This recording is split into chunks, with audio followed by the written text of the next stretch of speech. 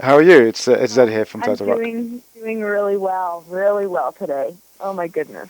Thank you for calling. Thanks for having me on the show. Oh, it's a pleasure, and thank you for taking the time.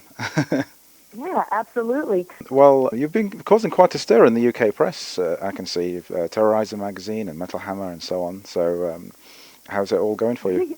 Well, first of all, today is the first day that I'm not locked in a vocal booth.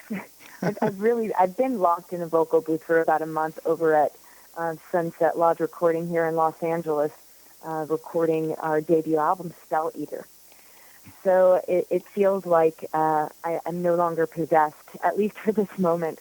So I'm extremely happy today, and you got me in a really good mood. Fantastic. And yeah, I've been listening to your debut single, Eight of Swords, and been watching the video, which is very cool indeed.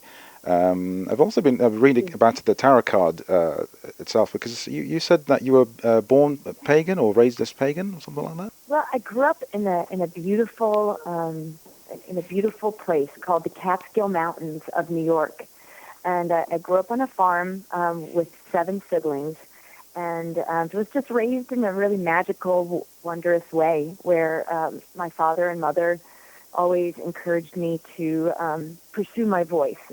I was born with a 4-octave range as well, and so I immediately started training for opera at an early age.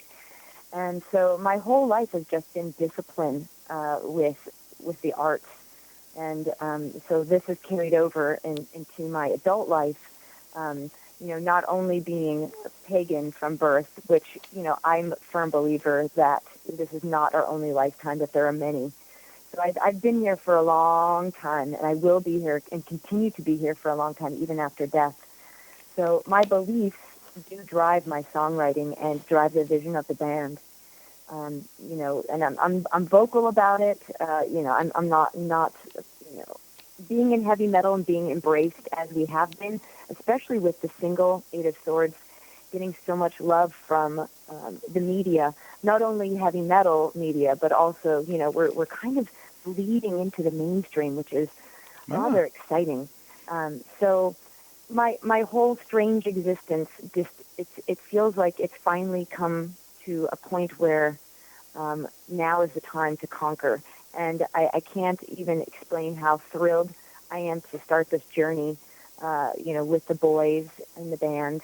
I'm absolutely in love with all of them. They're my brothers, and this whole process has been, it's been a struggle.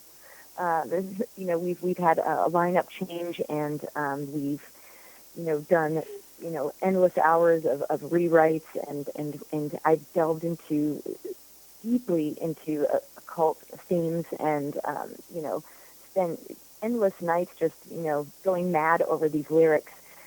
So I really believe that the time has come. cool. I'm very much looking forward to your debut album, which comes out near end of April, 27th in April in Europe and 1st of May in the US. Absolutely. Well, in the U.S. it comes out on May 8th. Right. Okay. So, yeah. So 27th over April 27th in Europe, and yeah, May 8th here in the States. And yeah, we are very honored to be part of the Napalm Records family at this point. They've been so wonderful with the process, and really believing in us and believing in the vision that we have. And I really look forward to continuing to create wonderful albums, and weave in our magic. So like I said, I couldn't be happier. Today is a victorious day for us. The mixes are complete, and the mastering has started on Spell Eater. So Excellent. I'm ecstatic. And how did you get the deal with Napalm? How did they approach you? Did you approach them? This has been such a trip for us. What happened was we decided to hire a friend of ours named Simon Chan of Artificial Army to do a video for us. Now, when I was starting to write the songs for Spell Eater, I asked the tarot card to reveal one card to me that would be an ultimate metal song, and it was Eight of Swords. So we wrote the song and gave it to Simon, and Simon was just beside himself. He loved the song so much that he took this project on, and blood and tears and sweat and all, a month of editing it took. When that video hit, and when I first saw the video, I told the other band members, I said, this is going to bring us whatever we want. And it did. And it's because, it's not being arrogant or taking it from a cocky, standpoint. The reason why I knew that video would get us, garner, so much attention is because the vision was so clear and so strong. And that is what I believe, will continue to bring us success, is realizing, and for any artist especially, you need to choose one thing to do and focus on that one thing. And you'll start to see, once you shed everything else that's around you, whether it be, another project. I was DJing for a while. I had to quit nightlife and only focus on Huntress. When I did that, everything started falling into place, and the vision became stronger. So Simon's video was the reason why Napalm sought us out. Ah. We released the video on noisecreek.com, and it became a bit of a frenzy. We were in the midst of a bidding war, and you always hear bands say, God, that'd be so cool to be in the middle of a bidding war. It was odd, and it was really exciting, and Napalm we decided to go with because I really believe that we shared the same vision, and so it was an easy fit. I couldn't be happier with Napalm, and it's been a really good experience with them. For a record label, you hear Nightmares. They've been wonderful. It's great to hear. How did you form the band? Because you said you originally you did some rock DJing before that. Yes. My whole thing, I've like I said, I've had a very very interesting life, because I've come from being a farm girl to doing opera and touring the world doing that, then going to school in New York City to a conservatory for music and music theory. And then just being really, just being not at all interested in the drama and the theater queens that I was being, forced to work with. And I've always wanted to do, my own thing, per se. So I've always had the voice, and I just always loved heavy metal. For as long as I can remember, I've always been drawn to the darkness of metal. So at that point, I started looking for my band in my late teens, and it really has taken me, about probably 10 years to find the proper musicians. So during that path, I was extremely poor. I grew up in poverty, first of all, so any money I've made, I've just done on my own, and it's been a struggle constantly to continue keeping money coming in, especially being kind of a nutter like myself, I'll be honest with you. So with that said, I learned to DJ out of financial desperation, and from that I started to meet, such characters along the way, and it opened doors for me and gave me more visibility to get to the point where I am now. Any choice I've made on the path to Huntress was always a choice to get where I am right now. So DJing, my love of rock music, I have a vast knowledge and collection of rock and metal, and I just decided to go forward and to do that and get more of a gimmick, and I garnered a lot of attention from that, which made me really sad. I was always heartsick over, being a DJ, just because it wasn't, what my purpose really was. And so for now to finally lock down my band and meet my bandmates here in Los Angeles after living in New York City for so many years, it's absolutely a victory for me. And the boys were all part of other bands. I'll tell you a little bit about them if you'd like to hear. Yeah, absolutely. We have in the band, my lead guitarist is Blake Neal, and he comes from here in LA. He grew up in Pasadena with our rhythm guitarist, Ian Alden. Now, Ian and Blake went to school together. They grew up is children together. So All right. they have a very strong bond with each other, and that is really apparent in their music and in their songwriting. So the two of them are really like brothers. And so I met them here in Los Angeles. They were in a band called Professor. Um, Professor and Huntress merged, and then we decided to take on another member from a band called Dark Black, and that is Carl Wurtzbitsky. He's our drummer. I call him my crusher. He's sent from the gods. He absolutely took Huntress to the next level where we need to be. I can't do it without any of these boys. Carl's absolutely just, I just adore him. I want his poster on my wall. Yeah, I'm a fan. I'm a big fan of Carl. So Carl is from Pennsylvania, so he's an East Coast boy, and it's been amazing working with him. And then along the way, we picked up who I like to call my little hobo, Eric Harris. And Eric is quite the character. He's had a very long career in music, playing in various bands. Probably the most recognizable would be Skeleton Witch. He was their bassist, their first bassist. So he parted ways with Skeleton Witch and formed his own band called Gypsy Hawk, who's actually signed to Metal Blade. So Eric is doing Gypsy Hawk, and he's also playing bass in Huntress. So his schedule's pretty busy. But I just adore him as well, and like I said, I'm just absolutely in love with all the boys, and I'm really excited about touring with them. We have a bunch of dates coming up soon. Indeed. And how did you come up with the name Huntress? For me, being a witch, Huntress is Huntress is the goddess, and is Artemis and Diana, and mythology, and all of this, mystical, wondrous magic that is woven into our songs. It just makes sense to me to be the Huntress.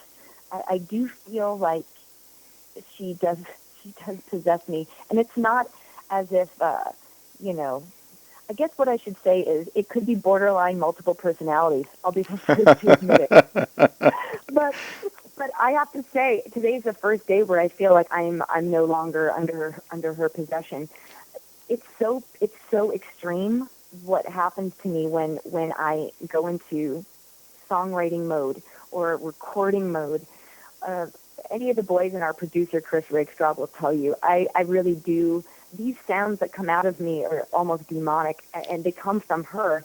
She's not a pleasant, beautiful sorceress by any means. She's a disgusting, horny old hag, and she lives deep within me, and she loves, she loves men, and she loves being, crotchety and old and scraggly, and it's not about beauty for her. What it's about is magic, and it's about power, because those are eternal. So this whole imagery and vision of Huntress is really fueled by magic, and it's really fueled by witchcraft. But at the same time, we understand with this the business aspect of it, and we understand that we need a good team behind us, which we do. We have a very good team, and it's all the imagery and everything incorporated with Huntress. I'm so excited for the fans to delve into Spell Eater, and I want them to find the hidden messages and the hidden incantations and all the little magical things I've woven into this record. That's what's exciting too, working with Vance Kelly, who did our artwork, who did the cover for Spell Eater. He's been so patient with me and amazing. And, he'll send me something and I'll say, you can't put 2 of those on there, Vance, because I need 3 for numerology. He's like, I like it. Yeah. So, or I'll send him something in the witch's alphabet, and the darling has to handwrite it out, and and so he to me is a warlock, and he's just wielding his paint all over the place, and it's just amazing, and I've loved working with Vance, and we're going to continue working with him. I may be trailing off right now, so I apologize. No, don't worry. I woke up. I was up until 5 in the morning, and I just crawled out of bed, and here I am sitting with you and looking at your profile on Facebook and thanks. getting a little back. soon here, I'm going to be running out soon. I've got management meetings today and all this crazy stuff that I never really, everything's come to fruition. It's kind of mind-boggling to visualize something so strongly and so precisely, and to see it all come true. I'm just smitten with this whole process, and I got to say, I haven't been in this. I've been in this business for a long time, but I still have such a youthful excitement about everything that's happening for us and the doors that are opening. For example, we were playing a show. We did Club Nokia recently. We played with Warbringer and Sanctuary. For me, this was, I think I even got a little weepy after the show, just standing in the wings, just looking out at the size of that theater and just saying, God, I've made it. This is really, this is big leagues, and so for me to be up there and seeing the crowd and the metal head just singing my lyrics back to me, it's kind of mind-blowing. But I think the biggest mind-blowing thing of that was when the stage assistant for the night handed all of us $10, and I was like, "What's this for?" And she was like, "It's for your meal, your buyout." I was like, "Can you keep it?" That's the kind of shit that I'm going through right now. Wait, we actually get money to eat for doing the show, and we didn't get paid, but little things like that still excite us as a band. Whoa, we can actually eat tonight. This is rad. So we're still very much struggling, and we're still very excited about everything. And like I said, I've really been locked in a hole for a month. So this is the first time I'm actually out seeing sunlight and hanging out with my dogs, and just enjoying this conversation with you. I'm very blessed. So thank you for having me on the show. Oh, the pleasure is all mine. It's fantastic to be talking to you. And I forgot that it is actually a lot earlier where you are, because it's an evening here where I am. It's Yes, indeed. Indeed. Yeah, so how are things going over there in the UK for you? What's happening with your show? Very cold at the moment, and it's here. The show has been going well. I've actually been doing this for quite some time myself. About about 10 years or more.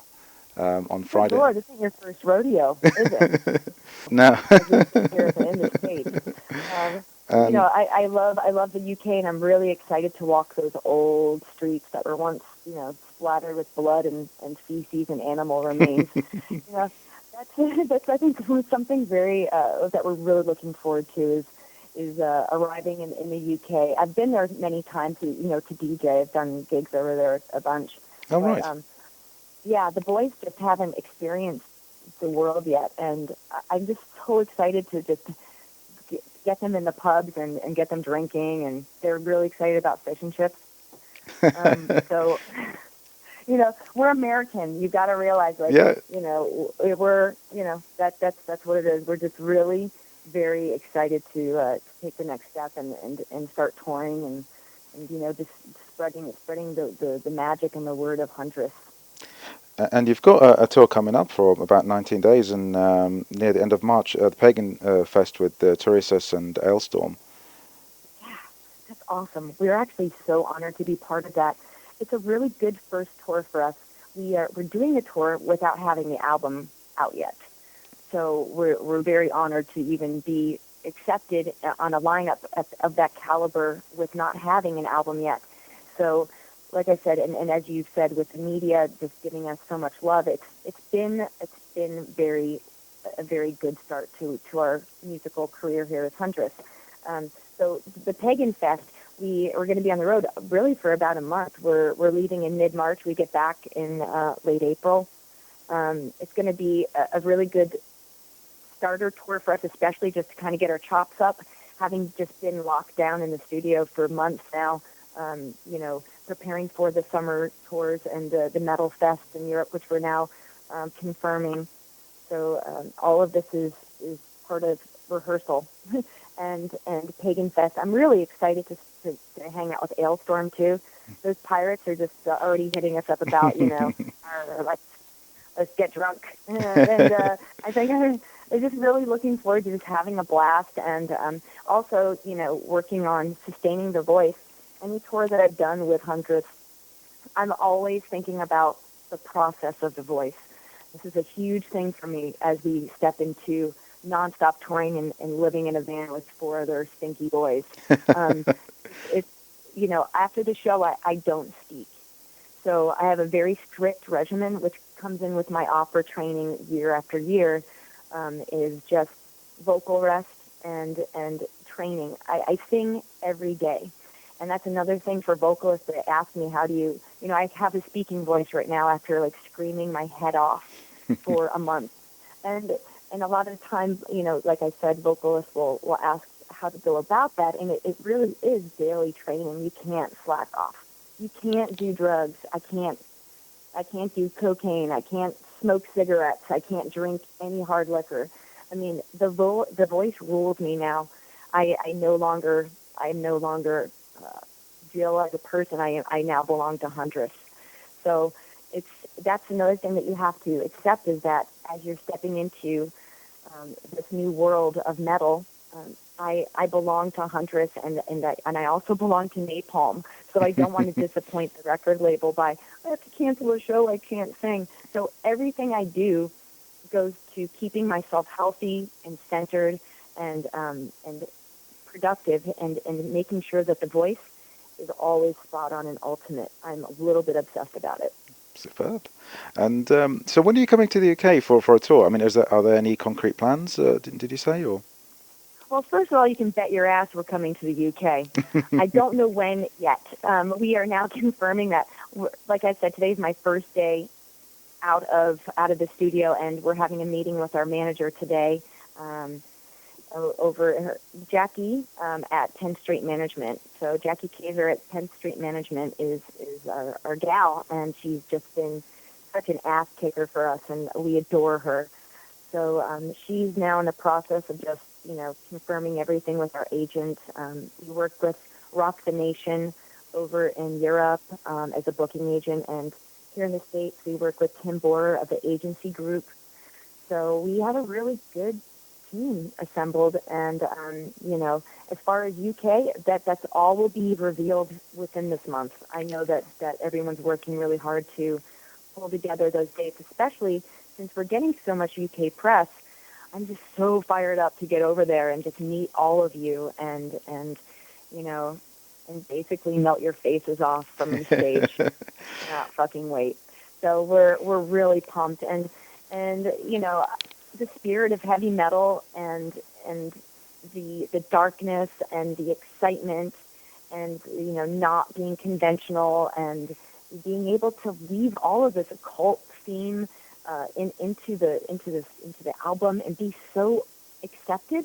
I mean, if I was trying to do this in 1693, I'd be burned at the stake. So the fact that I'm able to be so open about my beliefs and witchcraft and sorcery and fantasy and magic, it's really, I want to open the gates and bring everyone into this world and take you away for a while. So we couldn't be more excited about getting over to the UK. We're really, really thrilled. And as soon as we know, we'll be back, and I'll be happy to talk with you again on the radio and Yeah, that'd be awesome. if you'll have me.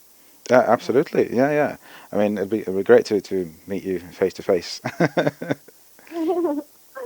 Absolutely. We'll go get a beer. I'm looking forward to it. Yeah, definitely. I can't hang with Guinness, though. Don't even try. I'm a skinny bitch. I can't put that down. That's cool.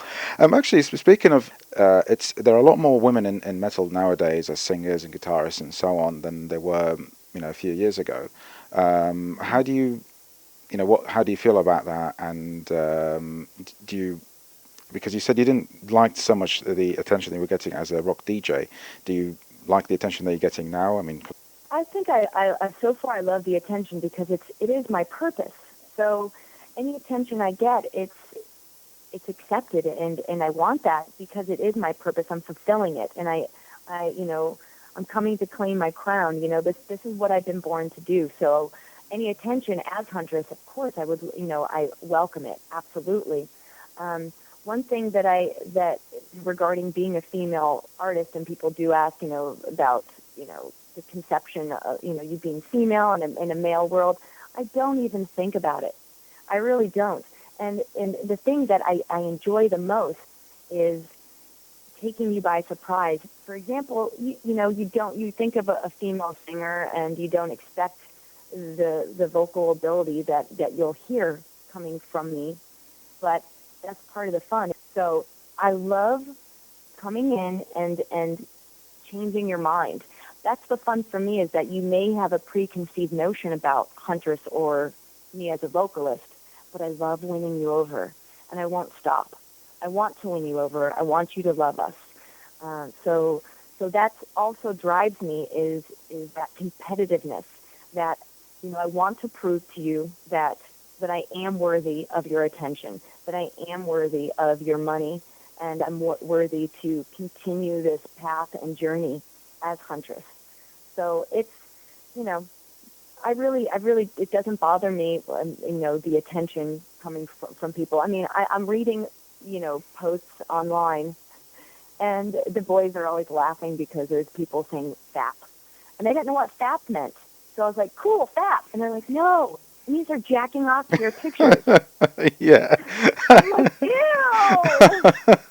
I mean, do you get any stick for that? Like when you're playing on stage, does anybody make any rude comments or anything? I mean, considering you. No. The strangest thing is occurring. We're not feeling a lot of negativity.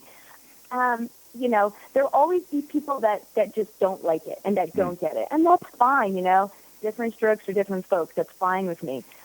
But what I'm the most surprised at, as with the boys, we're chatting at the, last night at the studio, and they're just like, because they do read comments. My rule is I don't read any. I talk with the fans that post on Facebook or pages, but as far as forums, I loathe forums. I will never be part of that.